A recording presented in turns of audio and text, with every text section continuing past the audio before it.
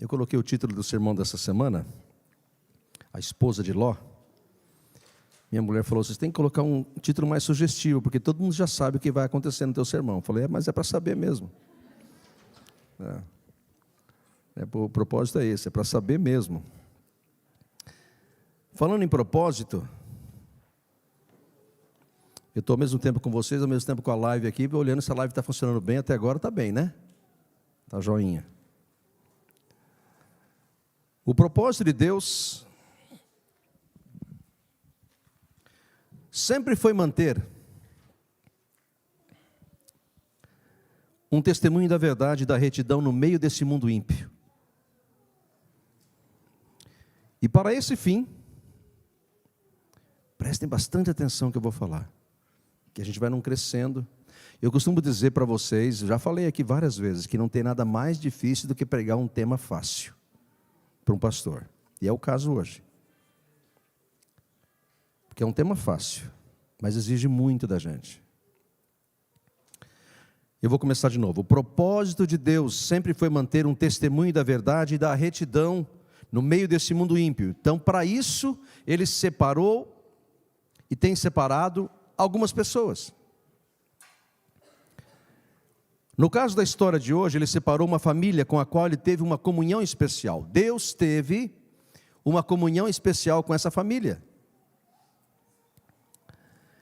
Abraão foi escolhido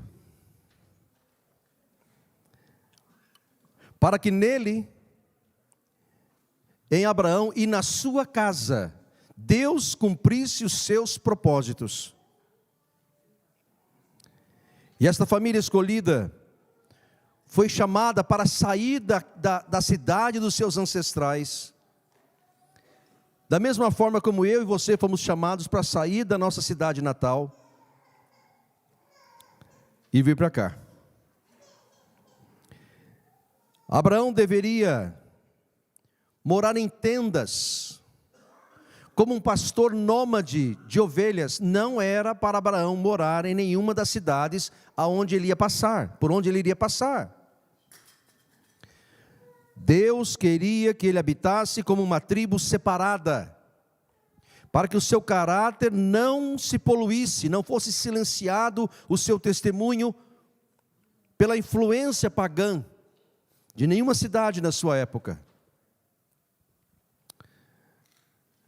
Deus havia decretado em seu tempo de Abraão, que 2 cidades seriam destruídas. Gênesis 13, verso 13. Os homens de Sodoma eram maus, perversos e pecadores perante o Senhor. Sodoma e Gomorra, os homens daquela cidade, no sentido genérico, homens, mulheres, inclusive crianças, tanto eram maus, perversos, diz a minha Bíblia, e pecadores, que Deus destruiu todos, inclusive as crianças, foram mortas. Mas ali em Sodoma vivia um homem de Deus, cheio de defeitos, mas era um homem de Deus. E anjos, seres de outro planeta, anjos lá desse planeta chamado céu,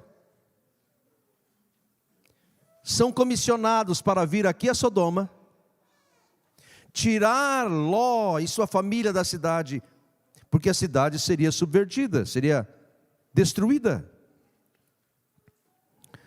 No capítulo 19, também Gênesis verso 17, a Bíblia diz, a ordem dos anjos fora, fuja por sua vida,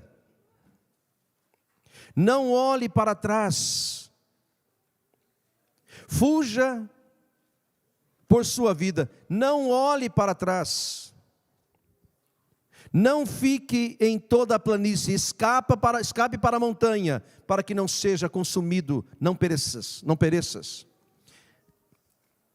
O anjo levou eles para fora, livra, salva a tua vida, Ló.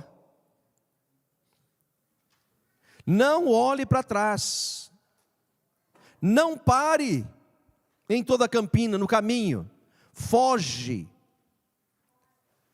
impulsionado pelos anjos. Aquela família sai com muita dificuldade, porque já deviam ter saído antes, diz o texto bíblico.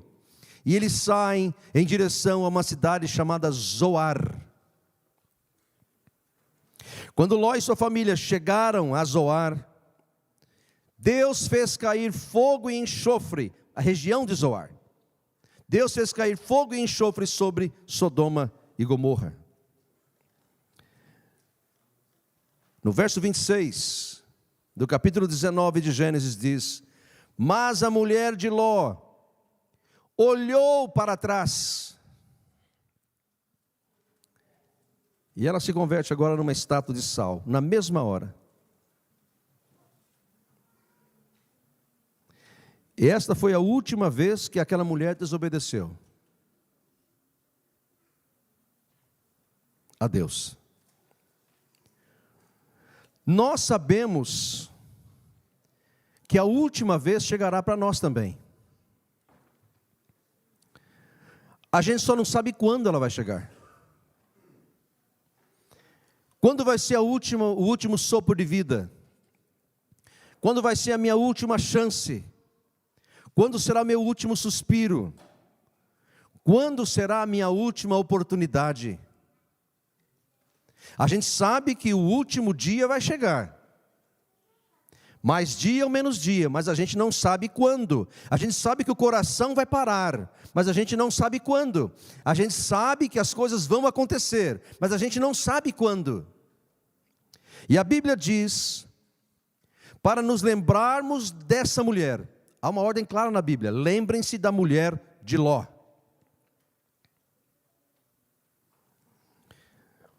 Talvez para que pudéssemos ser capazes de ver que as coisas desse mundo, esse mundo na verdade não tem nada a oferecer. Então olhe para o exemplo dessa mulher. É preciso aprender a lição que a experiência dessa mulher nos ensina na Bíblia. A não permitir jamais que os negócios dessa vida, os prazeres dessa vida, ou qualquer outra coisa, venha antes de Deus. E isso porque há uma tendência humana de colocar as coisas na frente de Deus. O meu business na frente de Deus. A minha vida, os meus estudos, a minha posição social. Mas a Bíblia diz: buscai em primeiro lugar o reino de Deus e a sua justiça. Devemos então ser capazes de ver o perigo de colocar os nossos filhos num ambiente perverso, como Ló colocou as suas filhas num ambiente perverso, sob a influência de pessoas ímpias. Ló era um homem de Deus, mas já estava se influenciando com a cidade de Sodoma, com as pessoas de Sodoma, sendo influenciado, eu diria, melhor dizendo, pela cidade, a tal ponto que quando os anjos chegaram a Sodoma para tirá-lo de lá, as pessoas da cidade cercaram a casa de Ló e disseram: traga esses homens que estão na sua casa, porque os anjos vieram como homens, sem asas, para que nós os conheçamos. Esses conheçamos é uma ação sexual, para que tenhamos relação sexual com eles. É isso que a Bíblia está dizendo. E Ló, já influenciado por Sodoma, disse: não façam isso, e ofereceu as 2 filhas para passar a noite com os homens daquela cidade. Pensa, como pode um homem de Deus chegar a esse ponto? Ló já estava sendo influenciado totalmente pela cidade. O propósito de Ló talvez fosse bom, salvar aqueles anjos, porém, ele fez uma coisa totalmente errada. Totalmente errada. Ló e sua esposa e as suas filhas estavam a caminho da segurança, mas ela olha para trás. E eu queria dizer uma coisa para vocês, que eu queria que ficasse gravada no seu coração. O céu, que a gente tanto almeja, não será alcançado se olharmos para as coisas que estão ficando para trás, para os pecados que estão atrás de nós, para os prazeres que estão ao nosso redor. Lucas 9, verso 62, Jesus disse: ninguém que tendo posto a mão no arado olha para trás é apto para o reino de Deus. É a mesma expressão. Eu não devo olhar para trás, esquecendo-me as coisas que para trás ficam. Prossigo rumo ao alvo, disse o apóstolo, rumo à soberana vocação em Cristo. Esquece o passado, esquece o pecado ao teu redor. Muitos estão optando a olhar para trás e começam a se lembrar das coisas do Egito, como o povo de Israel. Deus deu o maná, o pão do céu, mas eles estavam se lembrando das codornas do Egito, das alfarrobas do Egito. Quando chegou a hora da separação, os anjos estavam chamando Ló e sua mulher e suas 2 filhas para se separarem de Sodoma. E quando chega essa hora da separação, ela não conseguiu se afastar das coisas desse mundo que aprendiam.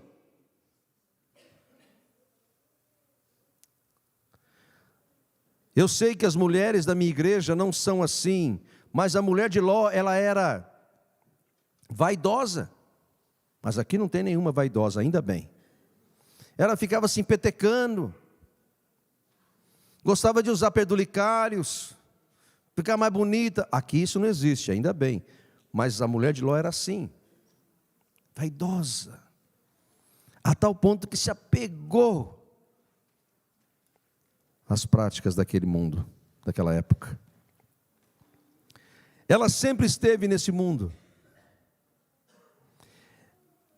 Ela o amou. Ela se deleitou nesse mundo, na vida social provavelmente que tinha. Lembre-se que Ló era um homem muito rico, então eles tinham um status social. Ela era uma mulher rica. E embora associada a um homem de Deus, quando chegou a hora da decisão, ela foi traída por seu próprio caráter. Fuja sem sequer olhar para trás, foi a ordem do anjo. Não olhe para trás. Mas isso foi demais para ela, demais. Ela olhou para trás e provou dessa maneira que tinha presunção suficiente em seu coração para desafiar a ordem de Deus e arriscar tudo. Mas foi só uma olhadinha, alguém podia dizer, né? Só uma olhadinha. Só uma olhadinha. E olha o que aconteceu. Ela perdeu a sua salvação por uma olhadinha. Tão sério é o pecado, que a gente às vezes tem a tendência de menosprezar a malignidade do mesmo. E essa história nos ensina várias lições.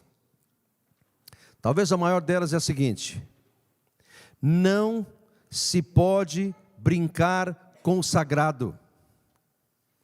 Não se pode brincar com aquilo que é sagrado. O que é sagrado é de Deus. Não brinca. Hoje nós tivemos um comprometimento de um casal aqui na frente. E o que a Bíblia fala sobre votar e não cumprir? Não vota. Porque se você votar, Deus vai cobrar de você. Não está assim na Bíblia?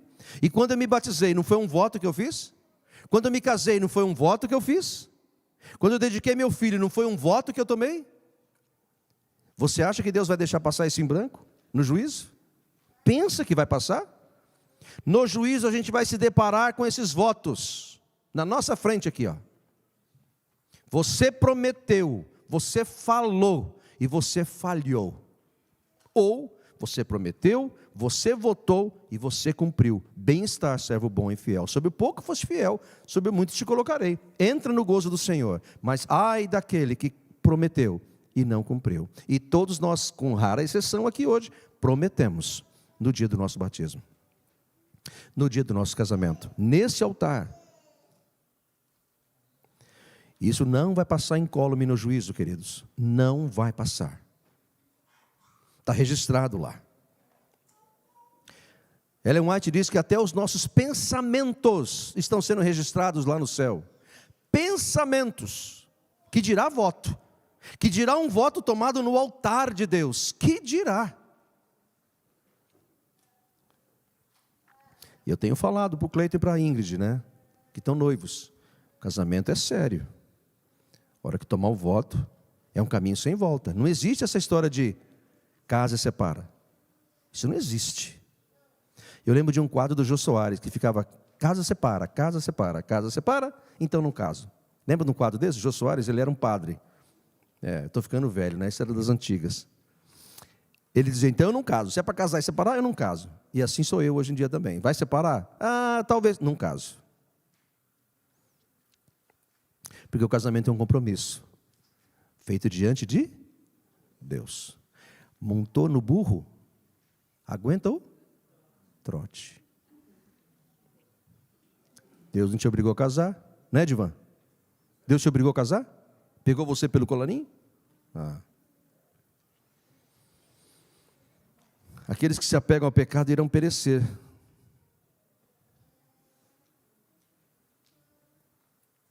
Ló viveu em uma hora imediatamente anterior à destruição.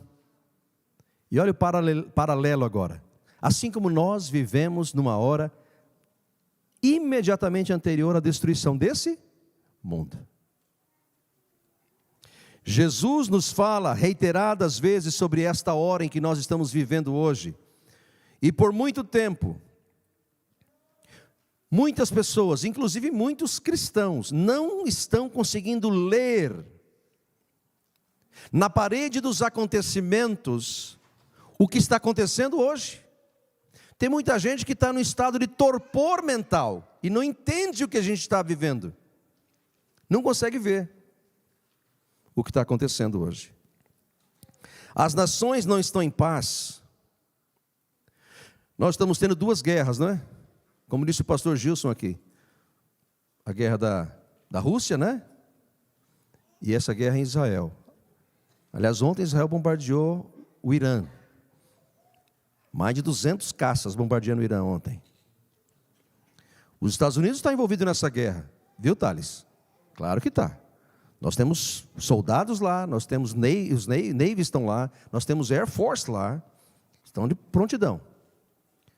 A Rússia está envolvida por trás, a China também está. E a Bíblia diz que nos últimos dias nós viveríamos um estado de permanente guerra e rumores de guerra. Terremotos, onde nunca houveram antes.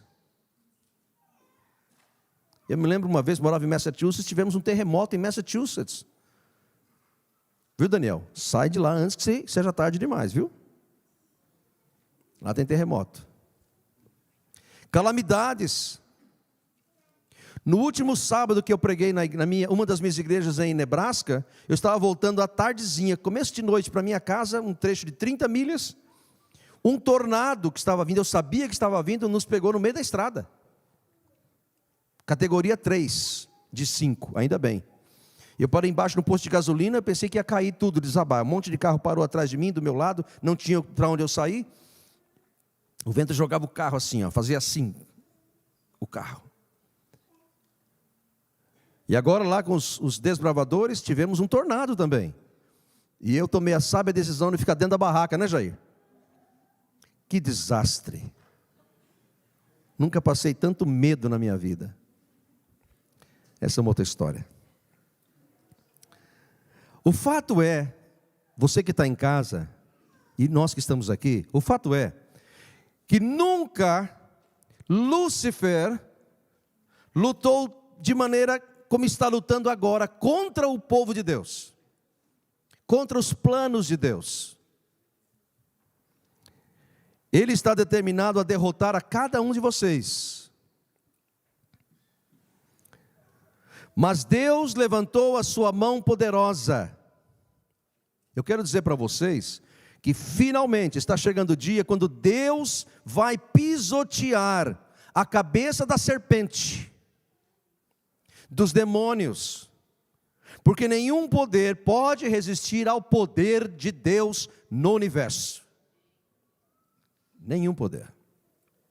E é esse poder que nós temos à nossa disposição para vencer o inimigo, que não é desse mundo. O inimigo não é daqui, ele é astuto, sábio, poderoso. Nós ouvimos isso durante a semana de oração do pastor Gilson, e ele está certo. O único ponto em que o Gilson errou, viu, Gilson, pastor Gilson, é quando você falou que não se devia usar iPad, e eu estou usando. Mas eu já falei isso para você pessoalmente. Você pisou na bola naquele dia. Deus está oferecendo toda a misericórdia que o Calvário pode oferecer.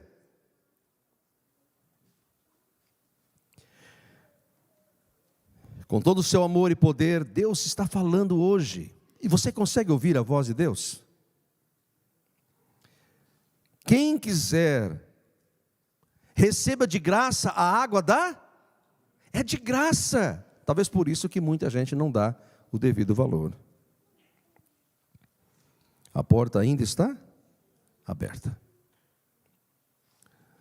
A misericórdia logo será substituída por furiosas nuvens de tempestade, que está pronta para vir, que já estão se abrindo, para chover os julgamentos sobre a terra, na forma das 7 últimas pragas, da qual fala o livro de Apocalipse. Por um curto período, Deus está derramando a grandeza do seu amor, sua bondade e misericórdia, mas amados, isso não vai acontecer para sempre. Há um limite, até aqui, a partir daí não mais. E eu acredito realmente que nós estamos perto desse limite. E olha que eu estou pregando isso há 33 anos, mas eu sinto no meu coração que a gente está no limite da misericórdia de Deus. O mundo já está atingindo o seu limite. A taça da ira de Deus já está quase cheia.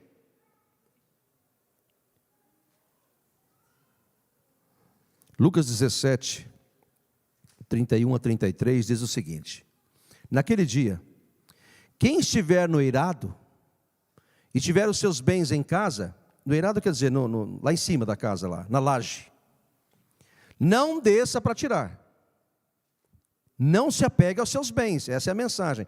Quando você chegar à última hora, naquele dia, esquece a televisão nova, o televisor novo, esquece a cama que sobe e desce, esquece os teus móveis, não desça, não pegue. Esquece o videogame, que tem sido a desgraça de muitos casamentos. Aliás, eu conheci um casal que se separou porque o marido jogava. E sabe o que ele jogava?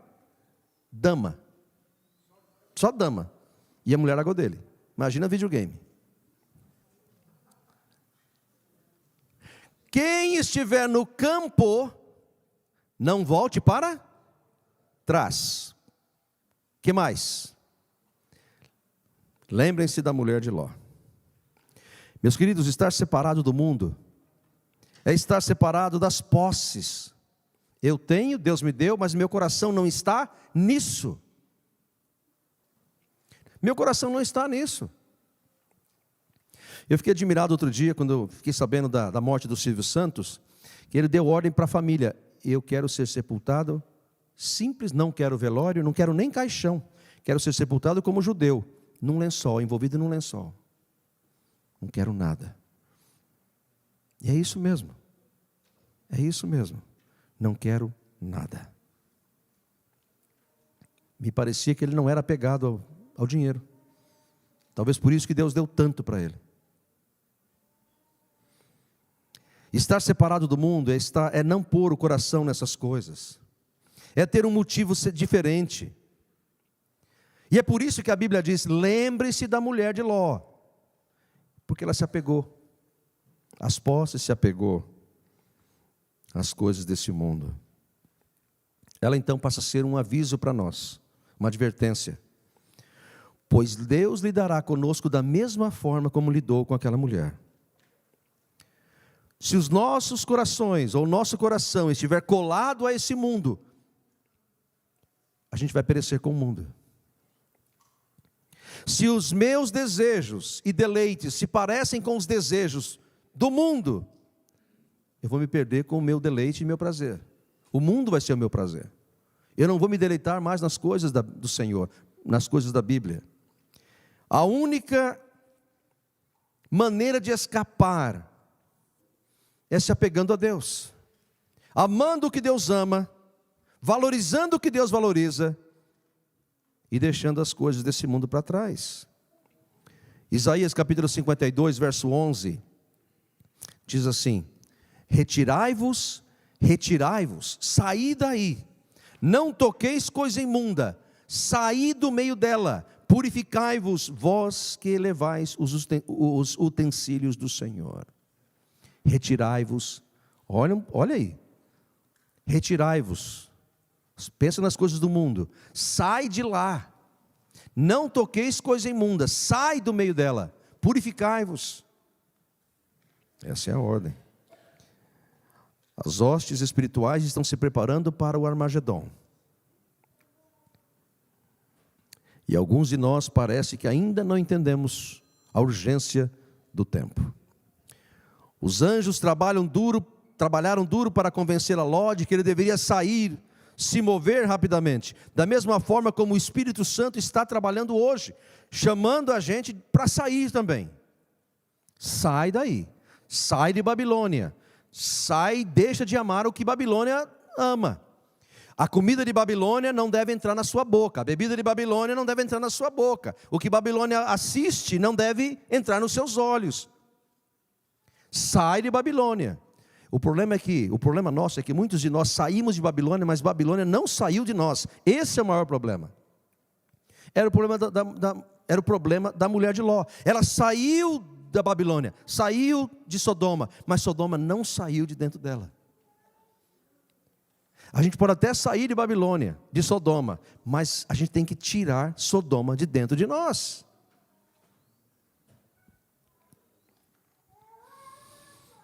Deus está nos deixando a par do que está acontecendo através da Bíblia. Os desastres naturais é uma das maneiras, ou são uma das maneiras que o Senhor está nos alertando hoje. Seus julgamentos estão prontos para cair sobre o mundo. E em breve Deus se moverá do seu lugar. Disse Isaías no capítulo 24, versos 19 e 20. Vejam esse texto. A terra será de todo, me ajudem lá, o quê? Quebrantada. A terra, o planeta Terra, totalmente se romper. Isso já aconteceu? Não, isso vai acontecer. O planeta vai ser destruído. A terra violentamente se moverá. E isso explica que a terra vai ficar sem forma e vazia de novo, como era anteriormente a criação. Porque a terra vai se mover, e a terra já se moveu uma vez, e é por isso que aconteceu o dilúvio. Quando a terra saiu do seu ângulo, pode ver que você vê no espaço, a terra é meia arcada, porque já saiu do seu ângulo natural. E é por isso que nós temos desastres hoje, porque o planeta já não está alinhado mais como ele era. E vai sair mais do lugar ainda. A terra cambaleará como bêbado. Olha lá a expressão, como o profeta está tentando descrever o que ele viu em visão há 300 anos antes de Cristo, 2.300 anos atrás.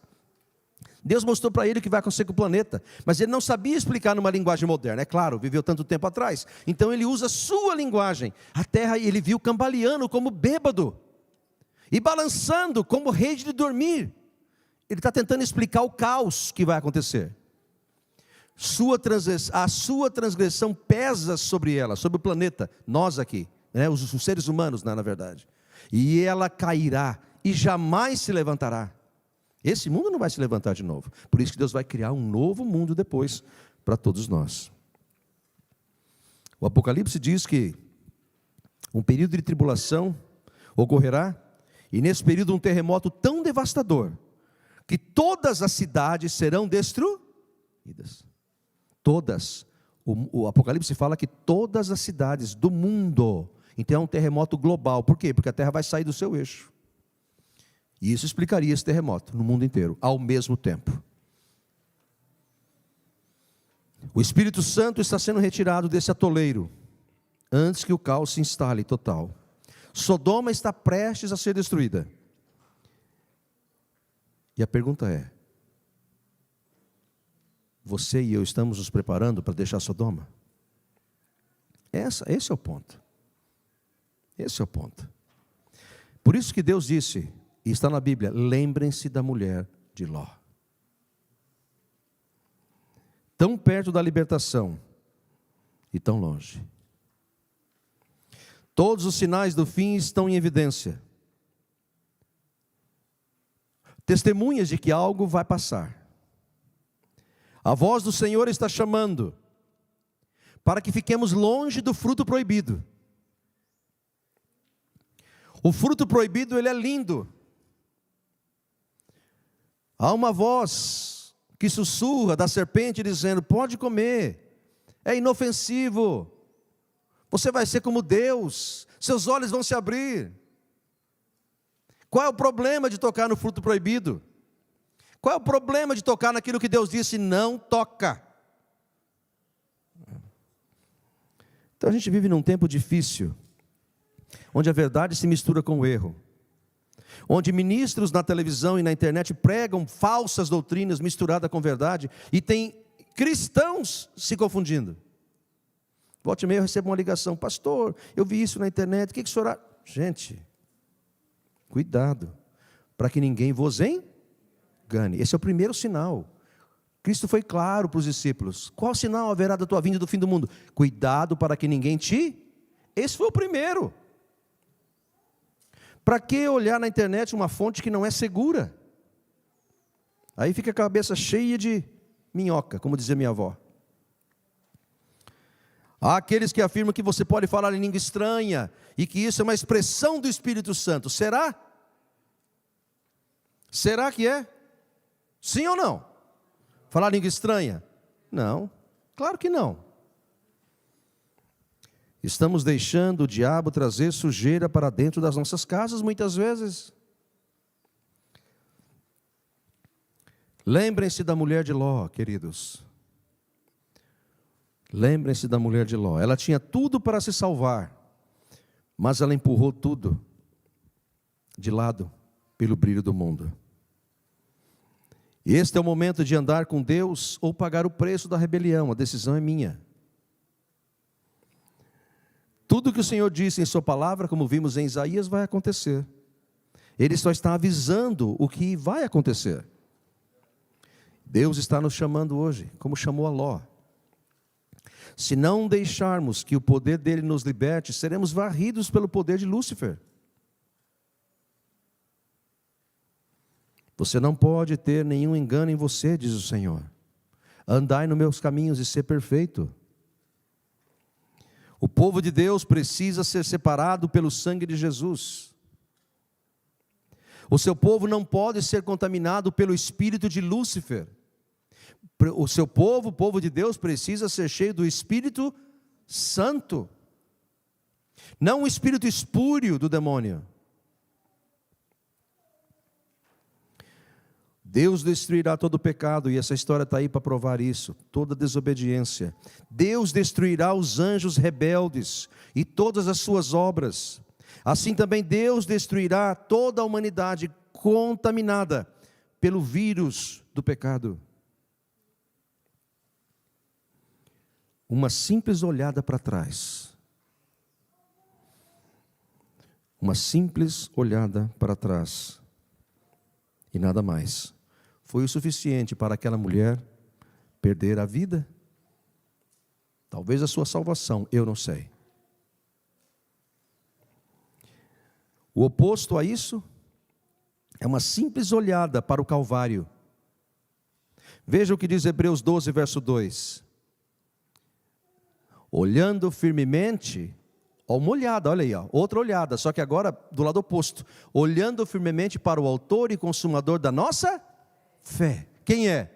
Jesus. Uma olhada. pode fazer a diferença entre salvação e perdição. Deus quer que eu olhe, mas para que eu olhe na direção correta. Números 21, verso 8. O Senhor disse a Moisés: faça uma serpente, coloque-a no altar de um poste, no alto de um poste. Quem for mordido e olhar para ela, viverá. Faz de uma serpente, e será que todo mordido que a olhar para ela, viverá. Um olhar pode salvar você. Meus irmãos queridos, vivamos na presença do Senhor. Andemos humildemente diante dele, eu quero concluir. Andemos humildemente diante dele, não duvidando, como aquela mulher duvidou. Não duvidando de nenhuma das suas promessas, porque aquilo que há de vir, virá. E não, parece que está tardando, né? Mas todas as coisas, tudo que a Bíblia fala, todas as profecias se cumprirão. Esta é a hora de Deus. E esta é a nossa hora, como servos de Deus. E é por isso que a Bíblia disse o Senhor, lembra-se da mulher de Ló.